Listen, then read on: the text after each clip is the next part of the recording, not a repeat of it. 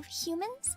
However, I wish that humans would return to nature instead of romping around all day with their little civilization.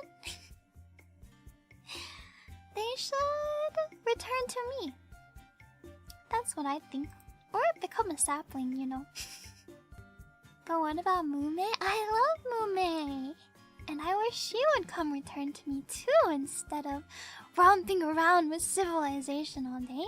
I mean, she didn't invent civilization, you know. She's just the guardian of civilization, but I don't know. I think she is the one who needs protection instead.